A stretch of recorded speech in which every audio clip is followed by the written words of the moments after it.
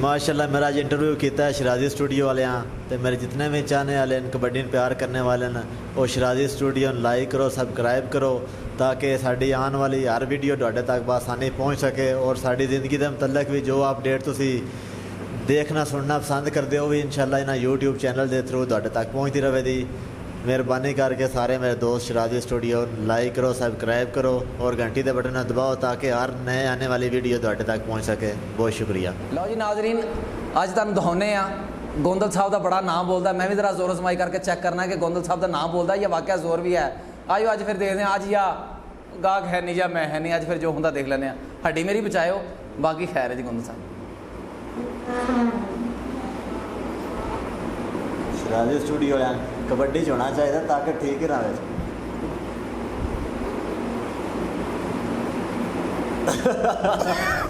लो जी मैं हराता ए जे सुहेल अनवर गोंदल, एवें तुसीं डरे फिरदे हो। मेहरबानी। अस्सलाम वालेकुम नाज़रीन, तुसीं देख रहे हो शराजी स्टूडियो। मैं तुहाडा अपना मेज़बान हाफिज़ शराज महमूद तुहाडी खिदमत विच हाज़र हाँ। नाज़रीन कहंदे ने कि पंजाब दी शान है कबड्डी, और कबड्डी दी शान होंदे ने कबड्डी दे प्लेयर, जिन्होंने आम असी देसी ज़बान दे विच कबड्डर कहने हैं। तो मेरे नाल इस वक्त एक ऐसी हस्ती मौजूद है जिन्होंने कहा जाता है कबड्डी दी आन शान ते जान, जनाब चौधरी सुहेल अनवर गोंदल साहब। अज ये मौजूद ने तहसील कलरघार के पिंड खैरपुर के विच। इन्होंने अज कबड्डी का मैच खेडिया और बड़ी कमाल की परफॉर्मेंस रही है जिन्हों की। मार मार चिपड़ा मूँह लाल करते इन्होंने। इन्होंने गलबात भी करांगे, अज के मैच के हवाले नाल पूछांगे भी इंशाल्लाह। और तुहानूं जिहड़ा ना सारी अज की रुदाद अपनी दसणगे कि अज इन्हां दी परफॉर्मेंस कैसी सी, ये की खा के आए सन, किस तरह इन्होंने कुटिया और की इन्हां दा सिस्टम सी, सारा तुहानूं दसांगे इंशाल्लाह। अस्सलाम वालेकुम जी। गोंदल साहब सानूं ये दसो भी अज दा मैच जिहड़ा होया ये बारे सानूं तुसीं की साडे नाज़रीन नूं दसना चाहोगे, कैसा रहा तुहाडे अपनी जिंदगी विच अज दा मैच कैसा रहा? जी अज का मैच मेरा बहुत अच्छा दोस्त है इरफान वारसी, तो उसकी डिमांड सी कि पाकिस्तान के जितने भी सुपरस्टार खिलाड़ी ने वो मेरे ग्राउंड में मौजूद होने चाहिए हैं। तो माशाल्लाह तुसां वेख्या कि पाकिस्तान के जितने भी नामवर खिलाड़ी ने वो साडे इस मैच ते मौजूद सन, तो क्राउड भी बहुत ज़्यादा आई। मैं सारा पंजाब ही मैच खेलना, पर अज वाले मेले का जितना क्राउड से वाम कवर ही नहीं हो रही थी। तो माशाल्लाह बहुत अच्छा मैच होया, सारे खिलाड़ियों बड़ी अच्छी परफॉर्मेंस दी है, बड़ी हौसला अफजाई हुई है, अवाम ने बड़ी दाद दी है खिलाड़ियों। तुसी अपने मैच का अपने लैवल का कोई खिडारी जिन्होंने तुसी यानी खेडना तुहाडे नाल तुहानूं लगदा होवे कि यार इन्हूं थोड़ा ना टफ है खेडना, हैंडल करना थोड़ा मुश्किल है, वो किहड़ा खिलाड़ी है ऐसा? आसफ खान गुड्डू है, माछी है, किहड़ा है ऐसा? जी सारे माशाल्लाह नामवर खिलाड़ी ने, तो अवाम की फरमाइश होंदी है। मैं जिस मैच से भी खेलदा अवाम दो चार अच्छे खिलाड़ियों ने लाजमी आज चैलेंज करवा देंदी। अज भी तुसां वेख्या कि नज़र माछी नाल 2 दफ़ा मेरा चैलेंज होया, शीशनाग नाल चैलेंज होया, जुवेद जट्टू नाल चैलेंज होया। जिस टाइम तुसीं नामवर खिलाड़ियों पकड़ना है फिर ही अवाम तुहानूं ज़्यादा पसंद करती है। तो अलहमदुलिल्लाह अल्लाह पाक ने बड़ियां इस तरह नवाजा है। तमाम खिलाड़ी मेरे तो अच्छे हैं, बस कोई अल्लाह पाक की खास करम नवाजी है कि अल्लाह पाक हर ग्राउंड से इस तरह नवाजदा है। सुहेल अनवर गोंदल साहब कितना अरसा हो गया इस फील्ड दे विच? जी मैंने 15 साल हो गए कबड्डी खेलदे आया। 15 साल। तो हुण की एज है जनाब दी? जी 32 साल हो गई उम्र। 15 साल यानी तुहानूं 15 साल दसो 14-15 साल जो खेडना शुरू किया? जी जी। तो तुहाडा उस्ताद कौन है इस फील्ड का? जो मेरे पिंड के उस्ताद हैं मोहम्मद अशरफ जारा साहब, उन्होंने मेहरबानी है कि अज इतनी अल्लाह पाकिस्तान नवाजे। गोंदल साहब जो इस फील्ड के आए हो तो क्या सोचा सी इन्ना नाम बन जाएगा, इन्ना दुनिया पहचान गई, गोंदल गोंदल हो जाएगी हर पासे, नाल तुहाडा एक नाम ही लै जाता सुहेल अनवर गोंदल उर्फ सीरा कहा जाता मेरे ख्याल? मेरे गाँव का नाम सिर है, तो माशाल्लाह फखरे मंडी बावलदीन का भी खिताब मिले, फखरे कश्मीर का भी खिताब मिले माशाल्लाह। जिस टाइम मैं कबड्डी स्टार्ट की है तो उस टाइम घर तो भी बड़ी मुश्किल सन, घर वाले बड़े पाबंदी लगाते सन कि तुहानूं कबड्डी नहीं खेलन देनी। तो फिर आहिस्ता आहिस्ता गेम की है, अल्लाह पाकिस्तान नाल नवाजदा रहा है। तो माशाल्लाह हुण मैं अपने गाँव 3 एकड़ में स्टेडियम बनाया है, कबड्डी की अकैडमी बनाई है, नौजवान नस्ल नूं असीं उत्थे ट्रेनिंग करवाने। तो मेरा यही मकसद है कि जितने भी साढ़े नौजवान बच्चे ने उन्होंने खेलों की तरफ लैके आवां ताकि वह मनशियात फाशी तो बच के अपनी सेहत का ख्याल रखन और साढ़े आ रही वो अपना एक मकाम बना के एक अच्छे खिलाड़ी बन के अपने मुल्क पाकिस्तान का नाम रोशन करन। गोंदल साहब जो काम स्टार्ट किया है जी, जो काम तुसीं स्टार्ट किया पे गेम स्टार्ट की उदों कभी एक बार भी ज़हन च आया सी कि एक लैवल पर पहुँचोगे कि हाफिज़ शराज तो इंटरव्यू करेगा? जी बस स्टार्ट वे तो बड़ा शौक होंदा है नए प्लेयर नूं ट्राफी भी लैन दा। तो मैं जिस टाइम स्टार्ट की सी तो मैं अपने उस्ताद नूं कहंदा सी कि मैं भी इस काबल हो जाता कि मैं ट्राफी मिले थी। ਤੇ ਮਾਸ਼ਾਅੱਲਾ ਅੱਜ ਅਸੀਂ ਹਰ ਮੈਚ ਜਾਂ ਮੈਂ ਕਪਤਾਨ ਹੋਣਾ ਜਾਂ ਮੈਨ ਆਫ ਦੀ ਮੈਚ ਆਣਾ। ਅੱਜ ਵੀ ਮੈਨ ਆਫ ਦੀ ਮੈਚ ਤੁਸੀਂ ਸੋ ਜਾਂ ਮੈਨ ਆਫ ਦੀ ਮੈਚ ਵੀ ਸੀ, ਕਪਤਾਨ ਵੀ ਸੀ, ਵਿਨਰ ਕਪਤਾਨ ਮੈਨੂੰ ਦਾ ਵੀ ਟਰਾਫੀ ਮਿਲੀ ਹੈ। ਤੇ ਬਸ ਅੱਲਾਹ ਪਾਕ ਦੀ ਖਾਸ ਕਰਮ ਨਵਾਜ਼ੀ ਹੈ, ਮੇਰੇ ਵਾਲदैन ਦੀਆਂ ਦੁਆਵਾਂ, ਤੁਹਾਡੇ ਮੁਖਲਸ ਦੋਸਤਾਂ ਦਾ ਤਾਮਨ ਹੈ, ਅੱਲਾਹ ਪਾਕਿਸਤਾਨ ਨਵਾਜ਼ਿਆ। ਗੋਂਦਲ ਸਾਹਿਬ ਕਿਹਾ ਜਾਂਦਾ ਨਾ ਕਿ ਜਿਸ ਤਰ੍ਹਾਂ ਹਰ ਕੋਈ ਵੀ ਖੇਡ ਹੈ ਨਾ ਪਾਕਿਸਤਾਨ ਦੇ ਵਿੱਚ, ਕੋਈ ਵੀ ਖੇਡ ਹੈ, ਕ੍ਰਿਕਟ ਲੈ ਲਓ, ਇੰਟਰਨੈਸ਼ਨਲ ਲੈਵਲ ਦੀ ਗੇਮ ਹੈ, ਉਸ ਤੋਂ ਇਲਾਵਾ ਕੋਈ ਹੋਰ ਖੇਡ ਲੈ ਲਓ, ਉਹ ਆਖਰਕਾਰ ਨਾ ਤਮਾਮ ਪਲੇਅਰਸ ਬਾਅਦ ਵਿੱਚ ਗਿਲਾ ਕਰਦੇ ਨੇ ਕਿ ਯਾਰ ਕੋਈ ਵੀ ਖੇਲ ਹੈ ਨਾ ਸਾਡੀ, ਉਹ ਸਿਆਸਤ ਦੀ ਨਜ਼ਰ ਹੋ ਜਾਂਦੀ ਹੈ, ਉਹਦੇ ਵਿੱਚ ਪੋਲਿਟਿਕਸ ਬਹੁਤ ਜ਼ਿਆਦਾ ਆ ਜਾਂਦੀ। ਤੁਸੀਂ ਕੀ ਸਮਝਦੇ ਹੋ ਕਿ ਤੁਹਾਡੀ ਜਿਹੜੀ ਕਬੱਡੀ ਹੈ ਇਹ ਹਜੇ ਤੱਕ ਪੋਲਿਟਿਕਸ ਤੋਂ ਪਾਕ ਹੈ, ਇਹਦੇ ਵਿੱਚ ਵੀ ਪੋਲਿਟਿਕਸ ਸਿਆਸਤ ਵੜੀ ਹੋਈ ਹੈ? ਜੀ ਨਹੀਂ, ਕੋਈ ਨਹੀਂ ਸਿਆਸਤ। ਹੁਣ ਮੈਂ ਤੇ ਆਸਫ ਖਾਨ ਪਠਾਨ ਦੋ ਮੰਡੀ ਦੇ ਖਿਲਾੜੀ ਹਾਂ, ਮੰਡੀ ਬਾਲਦੀਨ ਵਿੱਚੋਂ, ਤੇ ਅਸੀਂ ਪੂਰਾ ਪਾਕਿਸਤਾਨ ਪੰਜਾਬ ਖੇਲ ਲਿਆ। ਜਿਸ ਟਾਈਮ ਤੁਹਾਡੇ ਆਪਣੇ ਵਿੱਚ ਆਪਣੇ ਕੁਆਲਿਟੀ ਹੋ ਸੀ, ਤੁਹਾਡੇ ਆਪਣੇ ਵਿੱਚ ਟੈਲੈਂਟ ਹੋ ਸੀ, ਤੇ ਮਾਸ਼ਾਅੱਲਾ ਤੁਹਾਨੂੰ ਆਵਾਮ ਡਿਮਾਂਡ ਕਰਕੇ ਬੁਲਾਵੇ ਤੇ ਬਾ ਇਹ ਖਿਲਾੜੀ ਸਾਨੂੰ ਚਾਹੀਦਾ।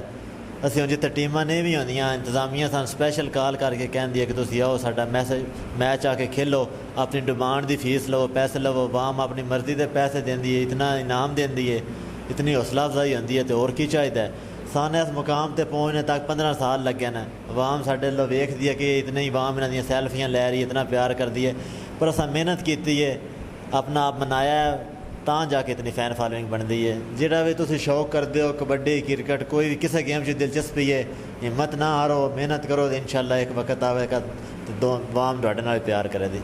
ਗੋਂਦਲ ਸਾਹਿਬ ਹੁਣ ਗੱਲ ਕਰੀਏ ਕਬੱਡੀ ਦੀ, ਹੈ ਜੀ, ਅੰਦਰ ਦੀ ਜ਼ਰਾ ਗੱਲ, ਕਿਹੜੀ ਐਸੀ ਚਪੇੜ ਹੈ ਜਿਹੜੀ ਤੁਸੀਂ ਮਾਰ ਕੇ ਤੇ ਤੁਹਾਨੂੰ ਲੱਗਦਾ ਕਿ ਯਾਰ ਸਵਾਦ ਆ ਗਿਆ ਵਾ ਚਪੇੜ ਮਾਰਨ ਦਾ? ਜਾਂ ਜਿਹੜੀ ਮੂੰਹ ਦੀ ਚਪੇੜ ਹੁੰਦੀ ਹੈ ਉਹ ਨੁਕਸਾਨਦੇਹ ਹੁੰਦੀ ਹੈ। ਜਿਹੜਾ ਕਬੱਡਰ ਦਾ ਜਿਸ ਟਾਈਮ ਮੂੰਹ ਤੇ ਚਪੇੜ ਲੱਗਦੀ ਹੈ ਤੇ ਫਿਰ ਉਹਨਾਂ ਦੀਆਂ ਲੱਤਾਂ ਜਵਾਬ ਦੇਣੀਆਂ ਨਾ। ਅੱਛਾ। ਤੇ ਇਸ ਜਗ੍ਹਾ ਤੇ ਜਿਸ ਟਾਈਮ ਚਪੇੜ ਲੱਗਦੀ ਹੈ ਉਹ ਬੜੀ ਖਤਰਨਾਕ ਹੁੰਦੀ। ਮੈਨੂੰ ਇੱਕ ਦੋ ਦਫਾ ਲੱਗੀ ਹੈ ਤੇ ਮੈਨੂੰ ਦਿਨ ਨੂੰ ਤਾਰੇ ਦਿਸਦੇ ਨਾ। ਉਹ ਜਿਹੜੀ ਗੱਲ ਬਣੀ ਹੈ ਕਿ ਦਿਨ ਨੂੰ ਤਾਰੇ ਦਿਸਦੇ ਨੇ, ਉਦੋਂ ਮੈਨੂੰ ਫਿਰ ਕਲੀਅਰ ਹੋ ਗਈ, ਬਾਕੀ ਦਿਸਦੇ ਨੇ। ਅੱਛਾ, ਇਹ ਜਦੋਂ ਚਪੇੜਾ ਚਪੂੜੀ ਕਰਦੇ ਹੋ ਤੁਸੀਂ, ਥੱਪੜ ਮਾਰਦੇ ਹੋ, ਤਮਾਚੇ ਮਾਰਦੇ ਹੋ ਇੱਕ ਦੂਸਰੇ ਨੂੰ, ਉਦੋਂ ਸਿਰਫ ਸਪੋਰਟਸਮੈਨ ਸਪਿਰਿਟ ਹੁੰਦਾ ਹੈ ਜਾਂ ਵਿੱਚ ਤੁਸੀਂ ਗੁੱਸੇ ਵਿੱਚ ਵੀ ਆ ਜਾਂਦੇ ਹੋ? ਕੋਈ ਐਸਾ ਵੀ ਅਨਸਰ ਹੁੰਦਾ ਕਿ ਵਿੱਚ ਕਿਸੇ ਟਾਈਮ ਬੰਦਾ ਤੱਪ ਜਾਂਦਾ ਕਿ ਯਾਰ ਇਹ ਬੰਦਾ ਜ਼ਾਤੀ ਲੈਵਲ ਤੋਂ ਉਹਨੂੰ ਲੈ ਜਾਂਦਾ, ਗੇਮ ਤੋਂ ਹਟ ਕੇ ਬੰਦਾ ਹੋ ਜਾਂਦਾ ਯਾਰ ਇਹਨੇ ਮੇਰੇ ਫਲਾਣੀ ਜਗ੍ਹਾ ਚਪੇੜ ਮਾਰੇ, ਹੋਇਆ ਕੌਣ ਵਿੱਚ ਚਪੇੜ ਮਾਰਨ, ਜਾਂ ਤੁਸੀਂ ਜਸਟ ਉਹਨੂੰ ਗੇਮ ਨੂੰ ਗੇਮ ਲੈਂਦੇ ਹੋ? ਜੇ ਸਾਡੀ ਜਿਹੜੀ ਕਬੱਡੀ ਤਮਾਚੇਦਾਰ ਹੈ, ਫ੍ਰੀ ਹੈਂਡ ਹੈ, ਇਹਦੇ ਵਿੱਚ ਇਹ ਤਾਂ ਹੈ ਕੋਈ ਨਾ ਤੁਸੀਂ ਇੱਥੇ ਨਹੀਂ ਫੌਲ ਮਾਰਨਾ, ਚਪੇੜ ਮਾਰ ਸਕਦੇ ਹੋ, ਮੁੱਕਾ ਮਾਰ ਸਕਦੇ ਹੋ, ਇਹ ਬਿਲਕੁਲ ਫ੍ਰੀ ਹੈਂਡ ਹੈ। ਅਸੀਂ ਆਪਣੀ ਮਰਜ਼ੀ ਨਾਲ, ਹੁਣ ਮੈਨੂੰ ਬੜੇ ਆਵਾਮ ਸਵਾਲ ਕਰਦੀ ਹੈ ਕਿ ਤੁਸੀਂ ਅਗਲੇ ਨੇ ਹੋਸ਼ ਹੀ ਨਾ ਆਉਣ ਦਿੰਦੇ ਹੋ, ਬੜਾ ਮਾਰਦੇ ਹੋ, ਤੇ ਮੈਂ ਉਹਨਾਂ ਨੂੰ ਕਹਿਣਾ ਜੇ ਅਗਲੇ ਨੂੰ ਹੋਸ਼ ਆਵੇ ਤਾਂ ਉਸ ਮੈਨੂੰ ਮਾਰਨਾ।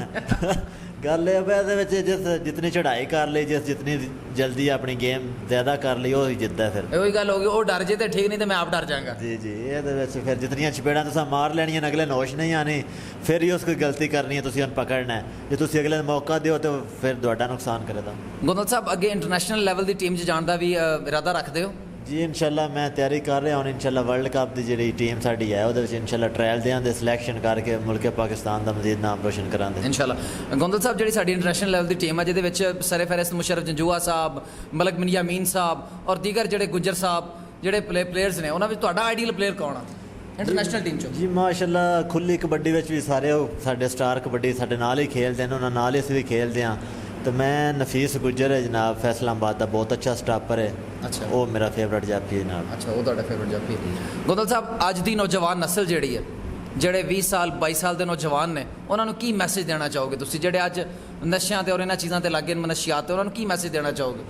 ਜੀ ਮੇਰਾ ਇਹੀ ਮੈਸੇਜ ਹੈ ਕਿ ਨੌਜਵਾਨ ਨਸਲ ਨੂੰ ਕਿ ਤੁਸੀਂ ਆਪਣੇ ਆਪ ਨੂੰ ਮਨਸ਼ੀਆਤ ਫਾਸ਼ੀ ਤੋਂ ਬਚਾਓ। ਤਾਂ ਤੁਸੀਂ ਇੱਕ ਸੂਰਤ ਹੀ ਬਚਾ ਸਕਦੇ ਹੋ ਕਿ ਤੁਸੀਂ ਆਪਣੇ ਆਪ ਨੂੰ ਖੇਲ ਦੇ ਮੈਦਾਨਾਂ ਦੀ ਤਰਫ ਲੈ ਕੇ ਆਉਣਾ ਹੈ। ਅਸੀਂ ਹੁਣ ਸੈਕਿੰਡ ਟਾਈਮ ਟ੍ਰੇਨਿੰਗ ਕਰਦੇ ਹਾਂ, ਫਸਟ ਟਾਈਮ ਟ੍ਰੇਨਿੰਗ ਕਰਦੇ ਹਾਂ। ਜਿਹੜਾ ਬੰਦਾ 3-4 ਘੰਟੇ ਸੈਕਿੰਡ ਟਾਈਮ ਟ੍ਰੇਨਿੰਗ ਕਰਕੇ ਆਉਂਦਾ ਹੈ ਤਾਂ ਉਸ ਨੂੰ ਫਿਰ ਮੌਕਾ ਨਹੀਂ ਮਿਲਦਾ ਕਿ ਉਹ ਰਾਤ ਨੂੰ ਫੇਸਬੁੱਕ ਜਾਂ YouTube ਚਲਾਵੇ, ਉਹ ਆਪਣੇ ਆਪ ਨੂੰ ਰੈਸਟ ਮੰਗਦਾ ਹੈ। ਤੇ ਤੁਸੀਂ ਬੇਸ਼ੱਕ फ़ोन यूज़ करते हो, ਅੱਛਾ ਇਸਤੇਮਾਲ ਕਰੋ, अच्छी डाइट लवो, अच्छी खुराक खाओ, अपनी सेहत का ख्याल रखो, वालदैन दी खिदमत करो, नमाज़ पढ़ो। तो नशे मनशियात चो बिल्कुल अपना भी नुकसान है, तुहाडा अपनी फैमिली का भी नुकसान है। असी हुण अच्छा खाने ਉਹਦੇ ਨਾਲ ਸਾਡੀ ਅੱਛੀ ਸਿਹਤ ਬਣਦੀ ਹੈ, ਅੱਛੀ ਗੇਮ ਬਣਦੀ ਹੈ। तो अच्छी सेहत गेम नाल तुसीं अगों माशरे में भी अच्छा तासर पैदा कर सकते हो। मेरी यही गुजारिश है कि खुदारा मनशियात फाशी तो बचो। ये आर्जी चस्का होंदा है तो तुहाडी फिर जिंदगी तबाह कर देंदा है। शौक शुरू में तो बंदा सिगरेट तो लगता है तो फिर चरस तो पाउडर तक चला जाता है। खिलाड़ी बंदा जिहड़ा भी हो इन्हां चीज़ों तो बिल्कुल बचिया होंदा है। उसकी यही वजह है कि हुण पता है मैं ग्राउंड चो जाना है तो मेरी इज्जत तां ही बननी है जो मैं मेहनत करनी है। वो ट्रेनिंग करता है, अच्छी डाइट लेंदा है तो माशरे में एक अच्छा खिलाड़ी बन के उभरता है।